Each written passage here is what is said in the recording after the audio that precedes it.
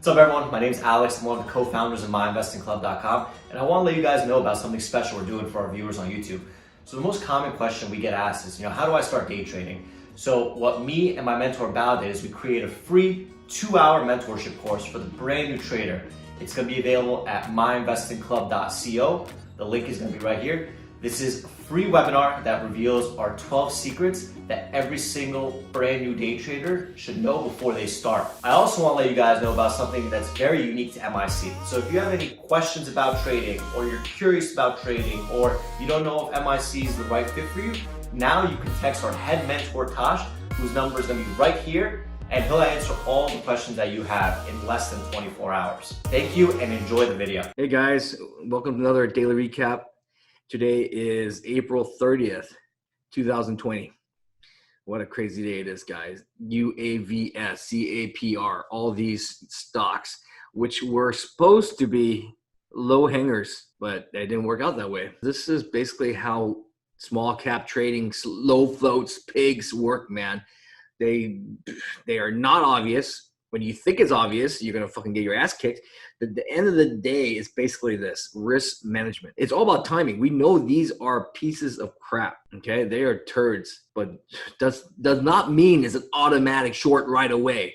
And that's the problem with a lot of traders. They think they know too much because they read these filings. And if you read the filings, yeah, these companies are pieces of crap. And then when you read the PR, it's even worse. The PR is meant to pump, and you're like, dude, there's really no substance to these PRs. They're just buzzwords. They put the word COVID-19 in there, coronavirus in there, whatever it may be. And, people chase them. That's the nature. That's because these stocks are taking advantage of the hype in order to raise capital for these crappy companies, for the insiders to sell their shares, whatever it may be. This stock, UAVS, was 2 days ago 89 cents. Any stock trading fucking 89 cents is not a real company, guys. It's like me. I could probably IPO MIC right now, and it will be worth a lot more than this company probably. But this company is, they're doing offerings. They're doing whatever they need to do. It doesn't matter what the reason may be. So let's go into right away, okay? Let's go into right away. So we always go through the same process every day, guys. So what happens is this. We have two types of plays that we like to talk about in MIC. One is called the low-hanging fruit. What the low-hanging fruit is the hot chick of the day play. We call it the hot chick. Basically, it's a hot play. It could be the hot dude of the day. It doesn't matter, right? It doesn't matter. Your sexual preference doesn't matter. The hot car of the day, whatever you want to call it, right? The hot food of the day. So what do we mean by hot chick of the day? What hot play of the day? It's basically a day one play that everyone's attracted to because it's on the scanner. So there's two sets of plays. Ones are scanner plays, which is day ones usually. They're like you wake up and there's a PR and someone pumped it up and let's find a day one play. A day one play would be this, SNGX. There's no volume, and then boom, it pops up like this and it fades all day. Sometimes it fades, sometimes it bounces, doesn't matter, right? So yesterday, UAVS was the hot play of the day right here. And so this morning when I woke up, so this is a 2-day chart, and this is a intraday chart, and these are pivot lines drawn in. And if you want pivot lines, we have videos on how to add that to your chart. This was the hot play of the day yesterday. And so this morning, so depending on if it gaps up or gaps down, it may or may not be a low-hanging fruit. A true low-hanging fruit is this. It would be something like CAPR. So we'll start with a true low-hanging fruit play, okay? A low-hanging fruit play is the play that used to be the hot chick of the day, the very previous day, not 2 days ago, not 3 days ago, not a year ago, not a week ago. The very previous day. Low-hanging fruit, I call that the continuation breakdown play. It's continuing to break down, okay? So it became a hot chick yesterday, went to $10 CAPR, then it started to fade the rest of the afternoon. So now it starts to fade and it sits at 8. And then when we woke up in the morning, it actually gapped down a little bit. So it gapped down by 40 cents. It was like it closed at 8.50. Actually, wow, it gapped even more. So I forgot. Okay, this is after hours. Okay, so it's even better. So these scenarios actually makes it kind of like better because it deviated so far from the VWAP that every single long is now underwater. So it kind of helps us, and we're just hoping that it doesn't tank too much, guys. So it closed at 8:50 yesterday, right here, 8:50 at 4 o'clock, right there, 1600 military time. And then it starts to fade down the rest of the day. And then we're crying. We're like, oh my God, please do not die. Please do not die, because we want to short this. And this is a true low-hanging fruit. It's a continuation breakdown. That's what a low-hanging fruit is, okay? A continuation breakdown. And I'll explain to you why this was not a really low-hanging fruit, because it gapped up. It didn't break down. It kept on going up. But then the trap came. I'll talk about that later, okay? But this is a true low-hanging fruit where it closed at 8.50. It's red. And so even at $8, anybody that held this overnight is over red. So everyone's looking to get out. And so what makes it really nice also is because this is a day two and people forget about it. It's not a hot chick anymore. It's not the hot play anymore. You have things like UAVS. You have things like SNGX. And there could be more, okay? But I focus on only a few today to try to nail it. So what happened? Let me show you. The best way to do it is to show you what I traded and how I traded it. So what I usually do is I draw the lines. And I use 2 days because this is the most frequent day. So what you can do is draw a line where is at $8, and then you start drawing the lines. And so basically, I want a magical $8 entry. It may or may not get there, but the problem is pre-market it already started to tank. So here we go. Okay, it started to tank already. So it tanked and popped up. Okay, so now it's forming a chart. So depending on what time you wake up. Okay, so when I got up around 7:30, it already started tanking. I'm like, oh crap. So let's take a look at this. CAPR. So here's the view up, the yellow line, and yeah, 8:30. See, I missed the tank down, but the tank down did a couple of things. Because even at here, I was I would be scared because it's a coin flip. It's sitting at VWAP. We don't know it's going to pop up to $9 or before it dropped down. Because yesterday, let's take a look at this. So this is at this VWAP here is at $7.90. So it's hovering here. So it would have been a good starter, just a tiny starter. Because if it was sitting at $8, guys, there's a potential that it gets pushed to $8.50, okay? But the fact that it went underneath, now it gives me even better confidence to scale the bounce. So this was the move I'm looking for. If I had taken a short here, guys, it would have been anticipating. It would have been gambling. Because this could have pushed over to $8.50. What I do is this. There's a point of a line that I broke that I'm not going to add any more shares. Every time it drops, I'm going to cover. I'm going to keep covering. I'm not adding.